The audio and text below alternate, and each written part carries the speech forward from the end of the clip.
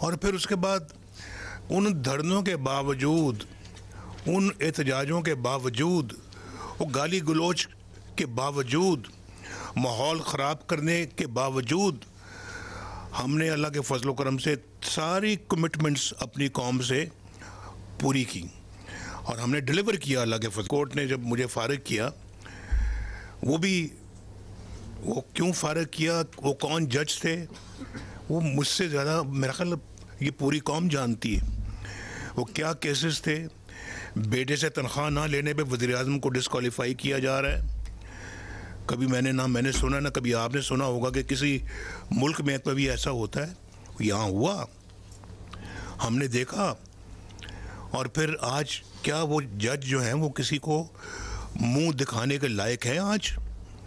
और उनमें से एक जज जो है वो जो अगले चंद महीनों में जिसने चीफ जस्टिस बनना था पाकिस्तान का, वो रिज़ाइन करके घर चला जा रहा है। अब अंदाज़ा करें ये क्या है।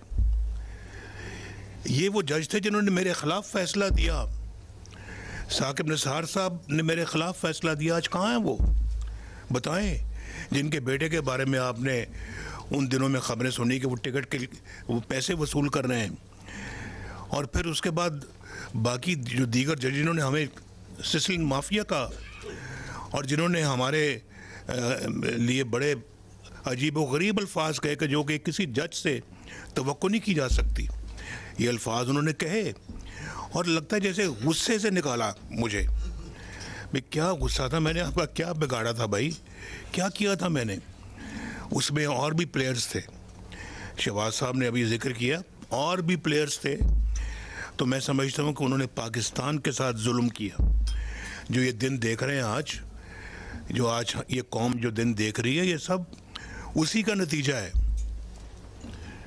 वरना 2017 में तो ऐसा लग रहा था कि 2018 में जो इलेक्शन होगा इंशाल्लाह मुस्लिम लीग नून फिर जीतेगी।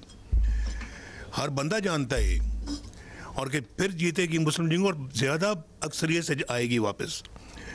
लेकिन ये नुकसान मुस्लिम लीग नून को नहीं पहुंचाया, उन्होंने नवाज शरीफ को नहीं पहुंचाया, मुल्क को तबाह बर्बाद किया। पता नहीं कौन सा बदला लिया मुल्क से। अभी आज मेरा ख्याल है कि आप अपना एक आग का समुंदर पार करके आप यहाँ पहुँचे हैं। ये पहले कभी ऐसा नहीं हुआ था। मैंने शुरू में कहा था कि मैं इस हॉल में कई मरतबा आया हूँ, लेकिन इलेक्शनों के बाद बड़ा एक अप बीट किस्म का यहाँ हमारा होता था जो मूड, लेकिन वो उसमें और आज में बहुत फ़र्क है।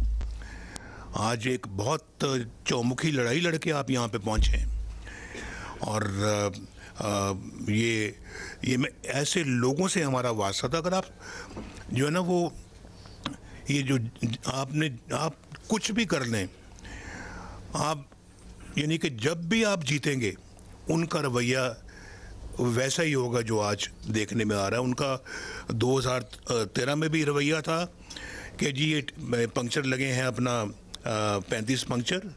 उनका 2013 में भी यही था जी कि ये धांधली हुई है, धांधली।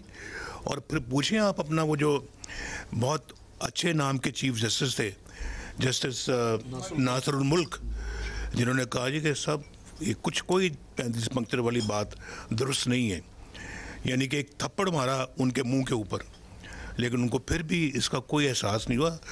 वो सारा 4 साल 5 साल वो हमारे ख़िलाफ़ और निज़ाम के ख़िलाफ़ साजिशें करते रहे, साजिशें।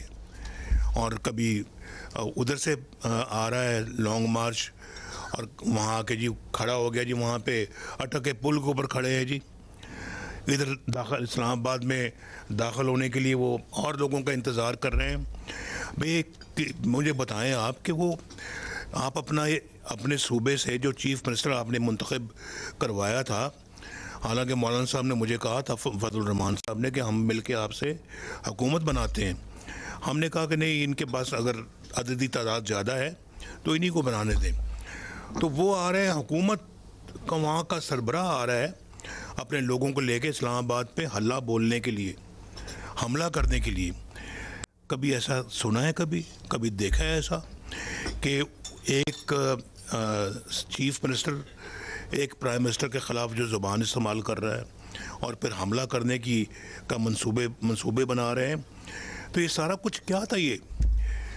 हमने तो भाई हर मौके पे आपको हमने दावत दी है। हमने आपको कहा कि भी आप टीम के साथ मिल के चलें।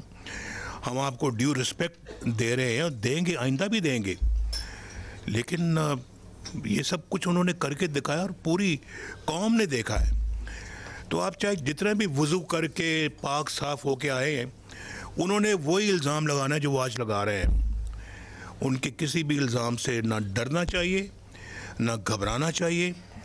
और आपने देखा कि उस दौर अपने दौर में बद तहज़ीबी, बदतमीज़ी, बद कलामी और इस तरह के, वो आईजी तुम्हें मैं जेल में डालूंगा, वो फलां चीफ सेक्रेटरी मैं तुम्हें छोड़ूंगा नहीं। ये कुछ तरीका बात करने का? ये जो इन असेंबलियों में बैठने वाले क्या इस लहजे में बात करते हैं? इस मुल्क के वज़ीर आज़म तुम अगर बने हो तो इस लहजे में बात करते हो? कम से कम और नहीं तो कौम को तो ये चीज़ें ना सिखाओ। ये कौम के बच्चों को तो ये चीज़ें ना सिखाओ। उनको तो बदतहज़ीबी, बदतमीज़ी ना सिखाओ उनको। वो तो अभी पढ़ लिख के उन्होंने जवान होना है। अब अभी से वो ये कल्चर सीखेंगे तो वो किधर जाएंगे? उनका क्या मुस्तकबिल होगा?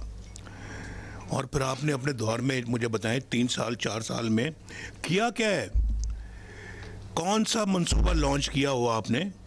अभी शहबाज साहब ने गनवाया कि हमने मोटरवेज बनाई, हमने अपना सड़कें बनाई, हमने सिर्फ पंजाब में नहीं, हमने अल्लाह के फजल से बलूचिस्तान में बनाई, हमने अल्लाह के फजल करम से KPK में बनाई, हमने सिंध में बनाई, हमने पंजाब में बनाई, हमने यहाँ पे बनाई गिलगित बल्तिस्तान में, आज़ाद कश्मीर में। कोई जगह छोड़ी नहीं हमने। लवारी टनल कहाँ है? KPK में है। और ये जो